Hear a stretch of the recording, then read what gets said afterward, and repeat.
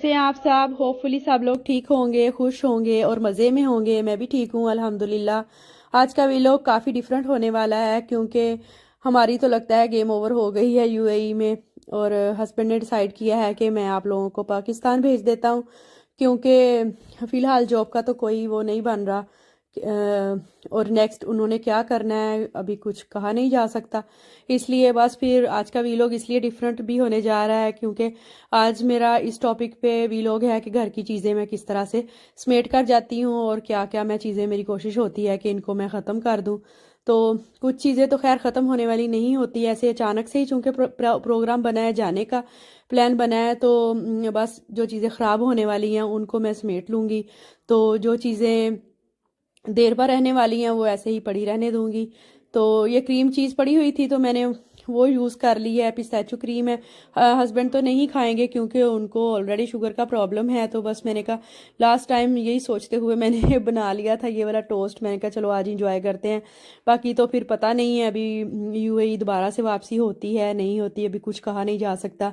बस ऐसे ही है। मैंने लास्ट व्लॉग में भी बात की थी कि जिस तरह दुनिया एक फानी चीज़ है इसी तरह से परदेश में रहने वाले परदेसी भी होते हैं। कोई पता नहीं होता कब बुलावा आ जाए और आपको वापस अपने मुल्क जाना पड़े। लेकिन अल्लाह ताला से दुआ है कि कभी भी कोई खाली हाथ ना जाए और हमेशा प्लान के साथ जाए तो वही बेस्ट रहता है। खैर इंशाल्लाह अभी तो कुछ कहा नहीं जा सकता कि हम कब वापस आएंगे। मेरी फ्रेंड्स वगैरह भी पूछ रही थी कि वापसी कब की है, तो मैंने कहा अभी तो खुद मुझे भी पता नहीं है। ये ना मलाई पड़ी हुई थी 2 बॉक्सेस में, तो मैंने कहा मैं ना उसका मक्खन बना देती हूँ। तो हस्बैंड ने कहा कि मक्खन तो फिर पड़ा पड़ा ना खट्टा सा हो जाता है, तो तुम ऐसे करो देसी घी बना दो, चलो मैं बाद में ना ऑमलेट वगैरह बना लिया करूँगा।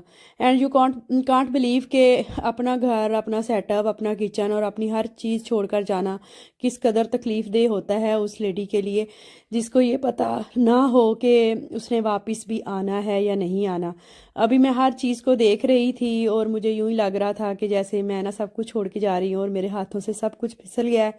और पता नहीं मैं दोबारा से अपने किचन में, अपने सेटअप में, अपने घर में वापस आऊँगी कि नहीं। और लेडीज़ को अपनी हर चीज़ से बहुत ज़्यादा प्यार होता है। उन्होंने बड़े शौक से हर चीज़ को डेकोरेट किया होता है, रखा होता है प्यार से। लेकिन जब इस तरह का मामला होता है ना कि आपको अचानक से अपने मुल्क वापस जाना पड़ता है सब कुछ छोड़ छाड़ के, तो वो ना बहुत ही ज़्यादा तकलीफ दे होता है। तो बस मैं भी इसी तरह की कुछ इमोशनल सी हो रही थी। फ्रिज में जो फ्रूट्स वगैरह पड़े हुए थे वो भी मैं ऐसे ही ख़त्म कर रही थी, यही सोच के कि हस्बैंड नहीं खाएंगे तो फिर ऐसे ख़राब होंगे, फ्रिज ख़राब होगी। तो ये जो कुछ वेजिटेबल्स वगैरह पड़ी हुई थी वो भी मैंने ना डाल के तो ऐसे राइस बना लिए थे। खैर मैं अल्लाह ताला से ना उम्मीद तो नहीं हो रही। इंशाल्लाह होपफुली कि बहुत जल्द हस्बैंड को जॉब मिल जाएगी या कोई अल्लाह ताला कोई सबब लगा देगा और हम लोग वापस आ जाएंगे। पहले भी एक बार ऐसे हो चुका है, मैं घर छोड़ के जा चुकी हूँ। लेकिन ये ना बहुत तकलीफ दे और अनप्रिडिक्टेबल सा एक ना होता है लाइफ में। ये वाला डिसीजन बहुत ही मुश्किल हालात होते हैं।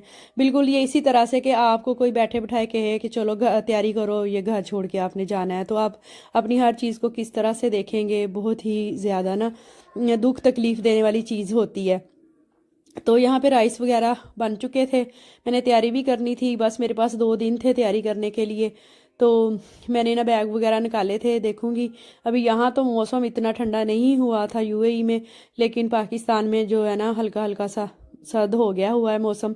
तो बस फिर मैं ना वही वाले कपड़े निकाल के लेके जाऊंगी। रोहान के तो सारे खैर सर्दियों वाले इधर ही पड़े हुए हैं। मेरे जो कपड़े होते हैं ना सर्दियों के, वो ज़्यादा शदीद सर्दी में जो पहनने वाले होते हैं ना वो पाकिस्तान ही रखे होते हैं क्योंकि यहाँ तो फिर पहने ही नहीं जाते। तो बस लास्ट ईयर हम लोग गए थे पाकिस्तान, जब वापस आए थे ना तो ऐसे ही ला के कपड़े रख दिए थे, तो यहाँ पहने ही नहीं है। अभी यहाँ सर्दी आई नहीं है तो ऐसे ही है, बस अभी लेके जाएंगे। जो मलाई थी ना उसका मैंने इस बार दही नहीं बनाया था, ऐसे ही उसको मैंने ग्राइंड कर लिया था। तो ये देखें अभी ना वो जमा नहीं हो रहा था मक्खन, तो मैंने उसको थोड़ी देर के लिए फ्रिज में रखा। तो खड़े खड़े ही मैंने ना उसके पेड़े से बना लिए थे, तो अभी वो सही से ना आपस में जम चुके थे, तो मैंने उनको निकाल लिया। छलनी की मदद से वो जो थोड़ा बहुत रह गया इसमें मक्खन वो भी निकाल लूँगी। क्योंकि पहले तो मैं बनाती हूँ, दही बना के बनाती हूँ ना, तो उससे ये कि फिर लस्सी बना के तो उसकी कड़ी बना लेती हूँ। तो अभी इतना लंबा प्रोसेस करने का मेरा कोई प्लान नहीं था। बहुत सारी चीज़ें समेटने वाली थी और बहुत सारी तैयारी करने वाली थी। इतनी शॉपिंग वगैरह तो नहीं हमारा प्लान था करने का, तो लेकिन घर में समेटने वाली बहुत ज़्यादा चीज़ें थी। एक बच्चे का साथ था तो इस वजह से फिर मैं ज़्यादा कुछ लेके भी नहीं जा सकती थी। तो बस थोड़ी सी चीज़ें लूँगी अपने घर से।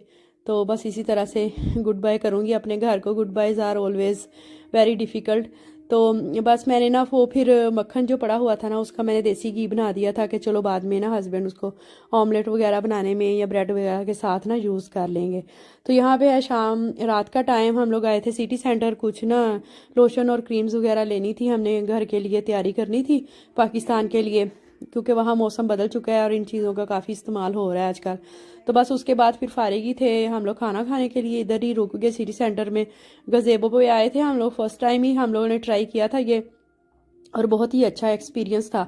हस्बैंड ने एक दफ़ा ट्राई किया था, काफ़ी टाइम हो गया, तो उन्होंने प्रॉमिस किया हुआ था कि आप लोगों को ना मैं ये ज़रूर खिलाऊंगा। तो फिर उन्होंने मुझे पूछा क्या खाना है, तो मैंने कहा चलें, आपने मेरे साथ वादा किया हुआ था कि किसी दिन ना आपको ये खिलाऊंगा, इनकी बिरयानी बहुत अच्छी होती है। तो मैंने कहा चलें आज फिर अपना वही वादा पूरा कर दे, पता नहीं लाइफ में दोबारा से ये मौका आए या ना आए।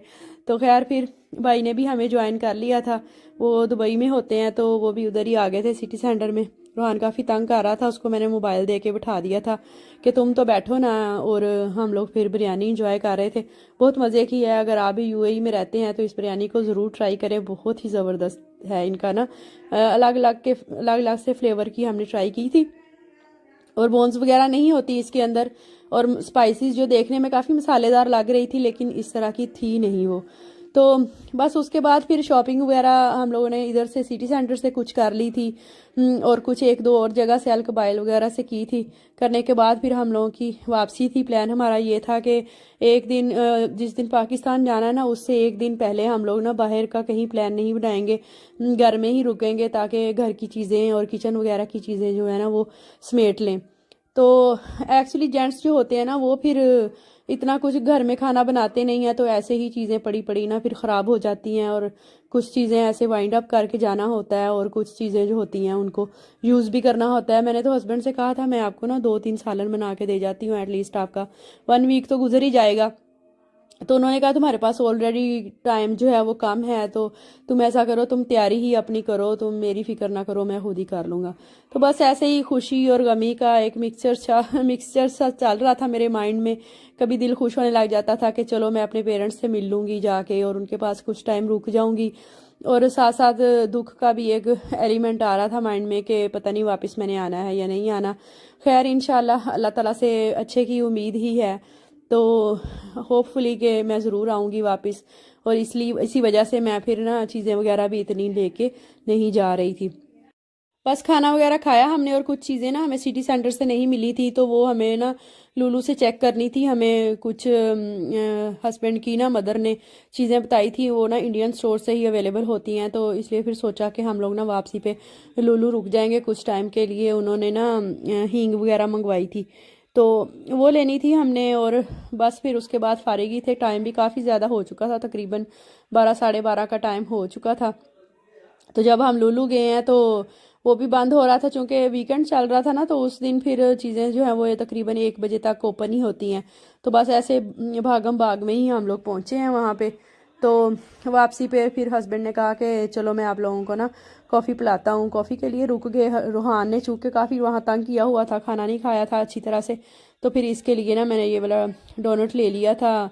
इसके ऊपर ना लोटस बिस्किट लगे हुए थे, और इसके अंदर क्रीम थी, काफ़ी मज़े का लग रहा था। और चूंकि आजकल वो फेस्टिवल के चीज़ें चल रही थी ना, तो डोनट्स पे भी काफ़ी इस तरह की वैरायटी लगी हुई थी, मोतीचूर के डोनट्स मिल रहे थे, और इस तरह की चीज़ें काफ़ी अवेलेबल थी वहाँ पे। तो ये लोग ना रात को कोई वहाँ पे कर रहे थे, सेटिंग वगैरह कर रहे थे, शायद कोई थीम बना रहे थे। तो जी बस ये था आज का वीलॉग, सैड एंड इमोशनली साथ था। तो होपफुली आप लोगों को अच्छा लगा होगा। तो दुआ में ज़रूर याद रखिएगा, मैं भी आप लोगों को दुआ में याद रखूँगी। चैनल पे अगर न्यू है तो subscribe my channel and hit the bell icon, और कमेंट में अपनी प्रेजेंस का इजहार ज़रूर कीजिएगा। Thank you for watching, till the next time, अल्लाह हाफिज़। लेट्स सी नेक्स्ट क्या होता है। Keep in touch, keep connected, stay happy, अल्लाह हाफिज़।